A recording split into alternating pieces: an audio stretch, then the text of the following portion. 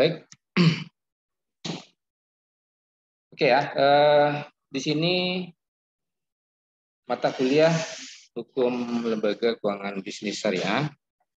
Nanti dalam satu semester ini dari segala kegiatan lembaga keuangan yang tentunya berbasis syariah, baik itu nanti dalam bentuk perbankan maupun non perbankan, ya.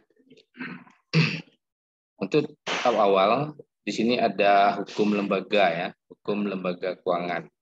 Yang ini yang nanti kita ambil, kita tarik pengertian dan maksud dari hukum lembaga keuangan sendiri. Jadi materi yang kita bahas pada hari ini adalah lembaga keuangan Islam. Nanti ada pengertian dan lingkup lembaga keuangan Islam, ada perkembangan keuangan Islam, ada ini Dewan, ya, maaf, ini ada Dewan Syariah Nasional atau disingkat dengan DSN, dan juga Dewan Pengawas Syariah. Kalau kita tarik ke pengertian mengenai lembaga keuangan Islam, di sini tentunya kita ketahui dulu apa itu lembaga keuangan, ya. Jadi lembaga keuangan itu sendiri merupakan suatu tempat di mana seseorang atau investor, ya, melakukan penyimpanan dananya, dan juga lembaga keuangan ini memberikan dananya kepada pelaku usaha atau individu.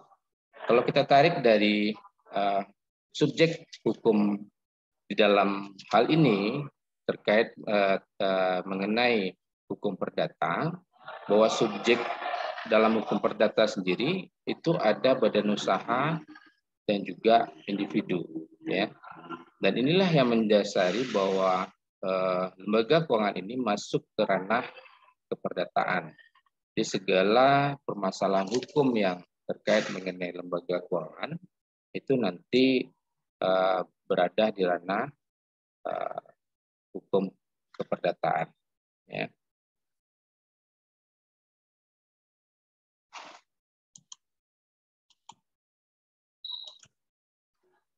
Oke, kalau kita tarik pengertiannya, di sini ada lembaga keuangan atau disingkat juga financial institution, ya, bahwa adalah suatu perusahaan yang usahanya bergerak di bidang jasa keuangan. Jadi artinya kegiatan yang dilakukan oleh lembaga ini akan selalu berkaitan dengan bidang keuangan. Apakah menghimpun dana, saya bilang investor atau ya, tolong yang mic-nya hidup dimatikan, ya. Ini mengganggu pendengaran dari saya sendiri dan juga teman-teman saudara, ya. Jadi apakah menghimpun dana dari masyarakat dan jasa-jasa keuangan lainnya, ya. Dan di dalam lembaga keuangan itu sendiri itu ada dua jenis, yaitu lembaga dalam bentuk bank dan ada lembaga non bank, ya. Nah, nanti kita bahas terkait tersebut. Dan berdasarkan Undang-Undang Nomor 14 tahun 1967 bahwa ada tentang pokok-pokok perbankan. Jadi pasal 1B-nya itu menyebutkan bahwa lembaga keuangan adalah semua badan yang melalui kegiatan-kegiatannya di bidang keuangan menarik uang dari masyarakat dan menyalurkan ke dalam masyarakat itu sendiri juga, ya. Jadi ada beberapa pendapat yang bahwa pengertian dari lembaga keuangan itu ini ada diutarakan oleh Menteri Keuangan, ya, Republik Indonesia nomor 792 tahun 1990, bahwa lembaga keuangan itu adalah semua badan yang kegiatannya bidang keuangannya melakukan penghimpun dan menyalurkan dana kepada masyarakat, terutama guna membiayai investasi perusahaan. Ya. Jadi meski dalam peraturan tersebut lembaga keuangan diutamakan untuk membiayai investasi perusahaan, namun tidak berarti membatasi kegiatan pembiayaan lembaga keuangan. Di dalam kenyataannya bahwa kegiatan usaha lembaga keuangan sendiri itu diperuntukkan bagi investasi perusahaan, ya. Jadi kegiatan konsumsi dan kegiatan distribusi atas barang dan jasa. Sementara ada pengertian lembaga keuangan itu yang diutarakan oleh Abdul Qadir Muhammad, ya, bahwa badan usaha diartikannya bahwa lembaga keuangan itu adalah badan usaha.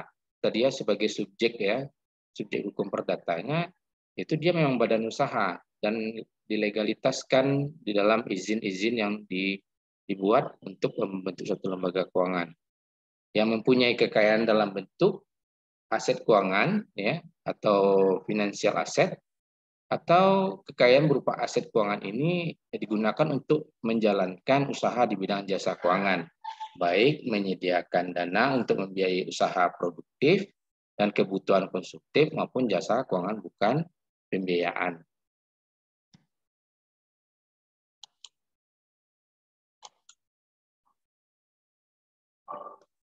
Ya, kita masuk selanjutnya dari lembaga keuangan syariah itu sendiri, ya.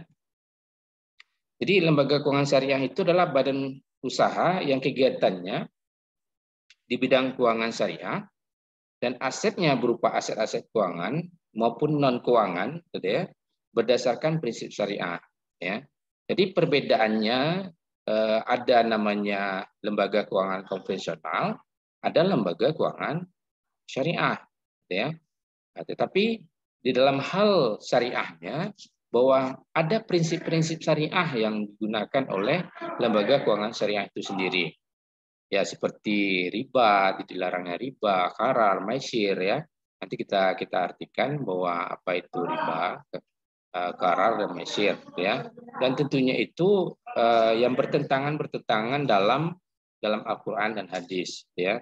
Jadi di sini ada yang mengartikan sebagai badan usaha yang kekayaan utamanya berbentuk aset keuangan, ya, ada yang memberikan kredit dan ada yang menanamkan dananya dalam surat berharga serta menawarkan jasa keuangan seperti simpanan, ya, ini di luar bank, ya, ada asuransi, itu ya, ada investasi dan ada pembiayaan, gitu ya. Dan ini nanti kita kembangkan dan kita pelajari di pertemuan-pertemuan berikutnya, yang termasuk di dalam lembaga keuangan syariah itu sendiri. Juga dapat diartikan bahwa lembaga keuangan syariah itu adalah lembaga keuangan yang prinsip operasinya berdasarkan prinsip-prinsip syariah Islamiyah, gitu ya. Yang mana operasional lembaga keuangan Islam ini harus menghindar dari yang riba, baik itu qarar dan maisir, ya. Kita tahu bahwa riba itu adalah mengambil kelebihan, ya, kelebihan yang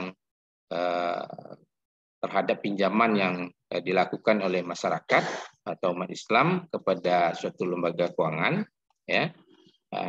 Dan lembaga keuangan tersebut mengambil keuntungan yang lebih, ya, tanpa memakai prinsip-prinsip syariah itu sendiri.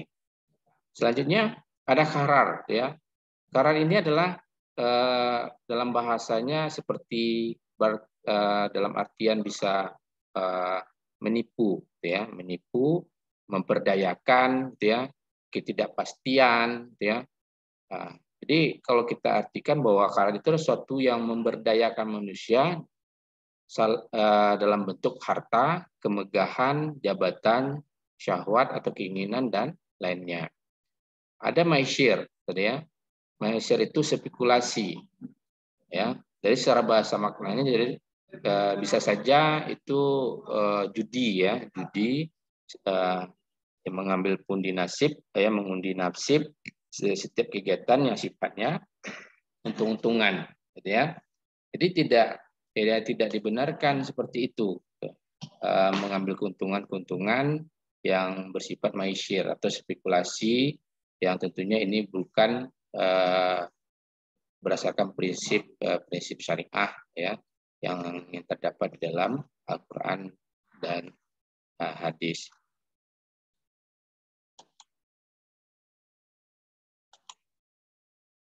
Kita lanjut ya.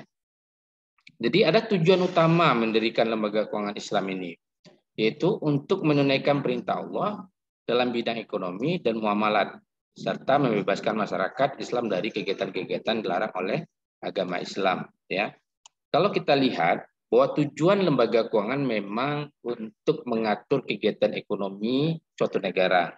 Ya, jadi ada batasan tertentu di dalam peredaran uang yang diedarkan ke masyarakat dan ada bantuan untuk meningkatkan usaha bagi pelaku usaha yang memerlukan dana, ya. Tetapi dalam hal ini terkait mengenai lembaga keuangan Islam, ini semata-mata dalam kegiatannya untuk mentaati segala aturan-aturan yang Allah perintahkan, gitu ya. Dan Allah tidak melarang setiap umat Islam itu untuk melakukan kegiatan ekonomi, gitu ya, jual beli, gitu ya, menyimpan uang, gitu ya, meminjam atau utang, itu tidak ada masalah asalkan sesuai dengan tuntutan syariah yang terdapat dalam Al-Quran dan hadis. Nah, sebagai umat Islam juga kita sebagai individu itu Allah mewajibkan kita itu untuk berusaha dan meningkatkan ekonomi kita. Ya gunanya apa? Gunanya bisa membantu saudara kita, teman-teman di lingkungan kita, gitu ya. Dan tentunya itu yang berada di sama dengan agama yang kita anut, gitu ya. Dan itu yang dianjurkan oleh Allah dan Nabi, supaya apa yang kita lakukan untuk meringankan beban saudara-saudara kita atas ekonomi kita meningkat, ini akan menjadi pahala bagi kita yang memberikan dan keuntungan atau membantu bagi orang yang kita bantu, gitu ya. Jadi bila lembaga keuangan disadarkan kepada syariah, maka menjadi lembaga keuangan syariah. Di lembaga keuangan syariah itu secara esensial berbeda dengan lembaga keuangan konvensional, ya, baik dalam tujuan, mekanisme atau kekuasaan atau ruang lingkup serta tanggung jawabnya, ya. Jadi ada perbedaan aturan yang terdapat, nanti kita buat apa juridisnya, itu ya, aturan hukumnya yang mengatur tentang lembaga keuangan syariah itu sendiri, ya. Jadi lembaga keuangan syariah itu jadi suatu perusahaan yang usahanya bergerak di bidang jasa dan keuangan berdasarkan prinsip-prinsip syariah, gitu ya. Yang kita sebutkan tadi di awal, ada prinsip-prinsip itu yang jauh dari riba, gharar, dan maisyir.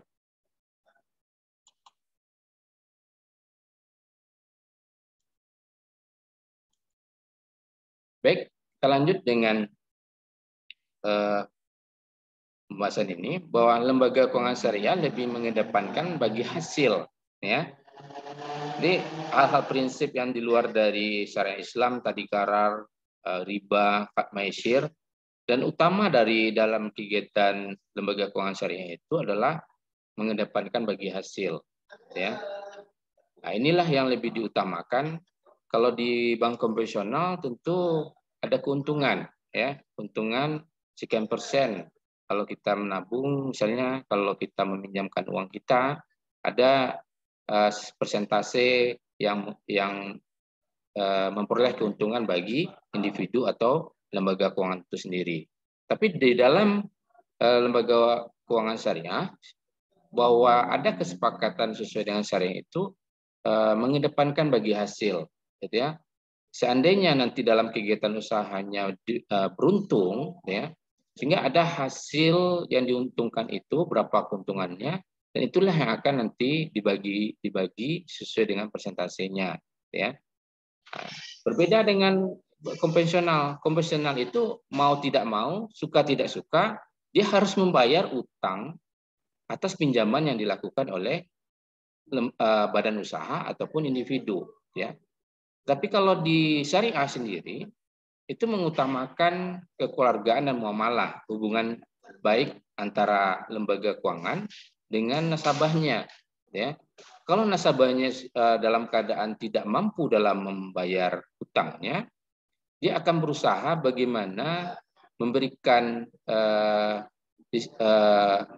dispensasi, bisa dispensasi bayar, bisa bagaimana memberikan solusi bagi usaha-usahanya untuk nasabah tersebut bisa maju, ya, maju terhadap usaha yang dia jalani.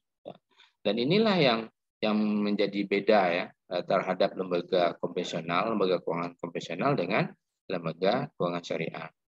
Jadi lembaga keuangan ini pada prinsipnya berperan sebagai lembaga intermediasi bagi pihak yang kelebihan dana, itu ya. Jadi tidak ada namanya di umat Islam itu menyimpan dana sendiri, gitu ya. Karena kita tentunya nanti pasti berpikiran jauh bahwa ada hal-hal yang akan merugikan dirinya. Bisa saja nanti harta itu hilang, ada yang menimbulkan niat buruk bagi orang lain untuk melakukan pencurian. Itu ini untuk mengamankan dananya tentu harus disimpan, ya, disimpan di lembaga keuangan karena akan terjamin dan juga akan membantu pelaku-pelaku usaha lain yang berada dalam naungan lembaga keuangan tersebut. Ya, kelebihan ini tadi, ya, berbagi pihak yang kelebihan dana dan pihak yang kekurangan dana, ya. Jadi yang kurang dana dia mempunyai usaha, ya, yang memiliki usaha, ya, pelaku usaha yang nasabahnya yang usahanya yang perlu ditingkatkan untuk bisa maju lagi, tentu atas dana yang dia tidak miliki, ya, secara pribadi atau secara perusahaan, tentu dia memerlukan dana untuk bisa perusahaan itu lebih maju, ya. Makanya melakukan pinjaman kepada lembaga keuangan tersebut. Di lembaga keuangan ini memiliki peran yang strategis untuk penggerakan sektor perekonomian, ya. Jadi sebab dengan adanya lembaga keuangan, pihak-pihak kekurangan dana tetap memiliki peluang, ya, untuk mengembangkan usahanya dan tertentu dengan kehadiran lembaga keuangan itu sendiri.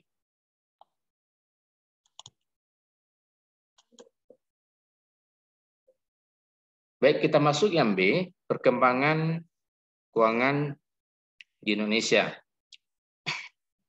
Kalau kita lihat dalam perkembangan keuangan syariah Islam ini telah mulai, ya, dari tahun 1976 dan perdana dibentuk lembaga keuangan muamalat waktu itu pada tahun 1990-an. Ini sudah membuka keran untuk bagi pelaku-pelaku usaha yang bergerak di bidang perkembangan keuangan di bidang syariah, ya. Nah, sampai saat ini banyak kita temukan, ya, baik itu lembaga-lembaga keuangan yang terkait bank yang mengatasnamakan syariah, dan ada juga lembaga-lembaga keuangan non bank yang berbentuk syariah. Ada asuransi syariah, pegadaian syariah, ya. Ada finansi, ya, atau pembiayaan syariah, gitu ya. Dan ini telah mulai berkembang, dan Indonesia dengan umat Islam yang terbesar ini di tingkat internasional bahwa kita banyak penghargaan-penghargaan yang diberikan pihak keuangan internasional khususnya syariah, itu memberikan penghargaan kepada Indonesia terhadap pengelolaan keuangan secara syariah ini, ya.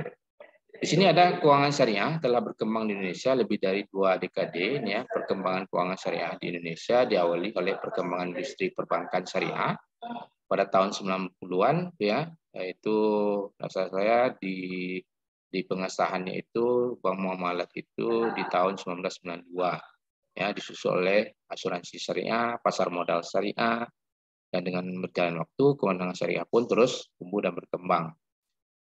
Jadi di Indonesia sendiri ini memiliki potensi yang peluang yang sangat besar, ya. Jadi pengembangan industri keuangan syariah, mengingat bahwa Indonesia itu adalah merupakan populasi Muslim yang terbesar di dunia, ya. Jadi populasi yang besar ini memberikan potensi bagi Indonesia berupa kecukupan sumber daya yang menjadi pelaku maupun pengguna produk layanan syariah itu sendiri, ya. Di perkembangan keuangan syariah Indonesia ini secara umum menunjukkan pergerakan yang cukup baik, ya, baik itu di skala nasional maupun di skala internasional. Ya.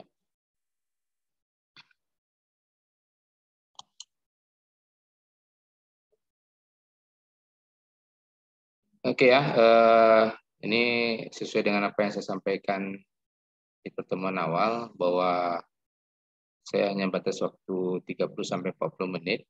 Nanti saya akan share materi-materi ini. Terlebih dahulu saya absen lah ya. Saya absen, saudara-saudara. Nanti saya sebutkan namanya, tolong hidupkan mic-nya ya.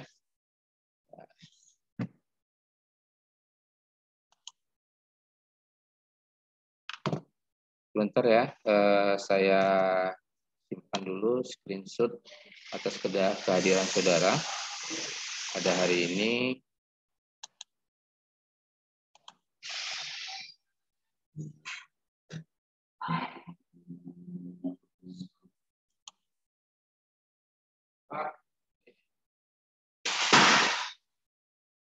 Oke, saya awali Putri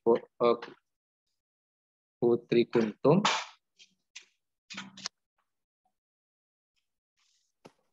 Hadir, Pak. Baik, Dian Pramana.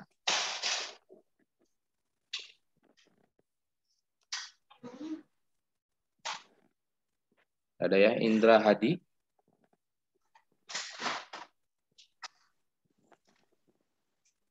Ada. Yelisri.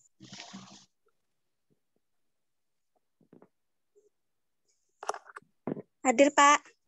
Leila Surahim. Hadir, Pak. Anggini. Hadir ya. Hadir, Pak. Utari Jayu. Hadir, Pak. Oke, Wira Koswara. Hadir, Pak. Al-Fajri. Ada ya. Maesa Pandu. Ada ya. Deva Yurita. Oke. Hadir, Pak. Aura. Ada ya. Hadir, Pak. Sariulan. Hadir, Pak. Oke, Rahmatul Ulia.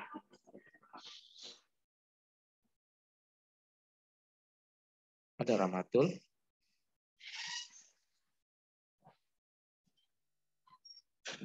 Darmilis. Ada ya. Hadir, Pak. Nabila. Sebentar lagi. Ya. Iya, Pak. Nabila ada ya? Nggak ada ya? Mardeta. Hadir, Pak. Oke. Yola Priska. Hadir, Pak. Oke. Pelangi. Hadir, Pak. Oke. Yona. Hadir, Pak. Oke. Amelia Yandra. Hadir, Pak. Oke. Asifa Ramadanti. Hadir, Pak. Oke. Dila Afrilia. Hadir, Pak. Baik. Nurul. Hadir, Pak. Oke. M. Fatur. Hadir, Pak. Ini yang hadir ada 24 ini.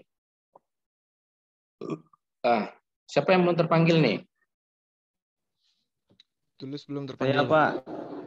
Dian Pramana, Pak.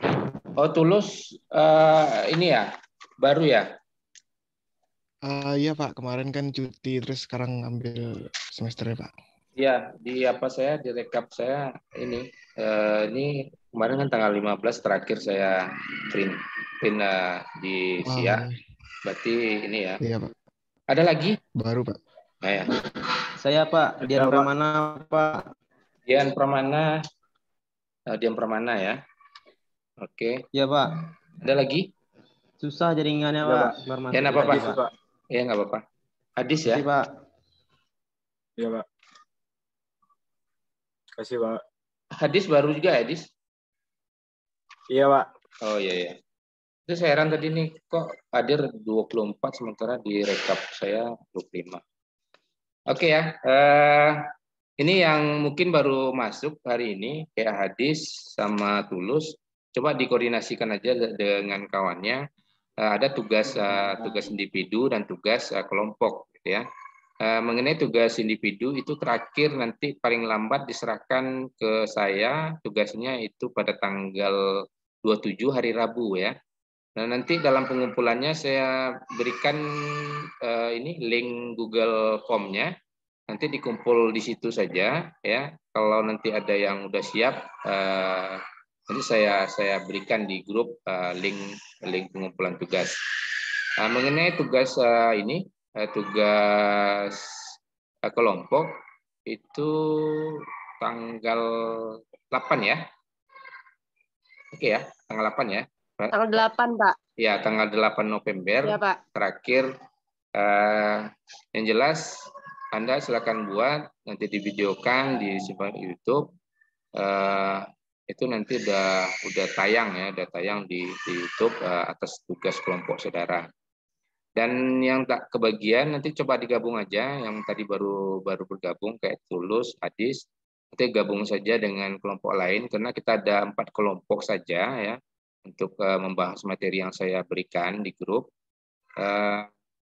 Dan dalam teknis pembuatannya ya itu tergantung Anda videonya seperti apa. Yang jelas dalam judulnya nanti itu sesuaikan dengan apa yang saya sampaikan di tugas tersebut. Ya, mengenai tugas ada pertanyaan. Ini kebetulan ya, tinggal 2 menit lagi nih. Ada pertanyaan? Tidak, Pak. Maaf sebelumnya. Ya, gini. Itu link Google untuk ngirim tugasnya Bapak kirim kapan ya, Pak? Saya kirimkan ke grup ya. Nanti kalau ada Anggini udah siap? Udah hampir siap, Pak. Oke, nanti insya Allah akan saya berikan hari ini, kalau paling lambat besok Pak. Ya.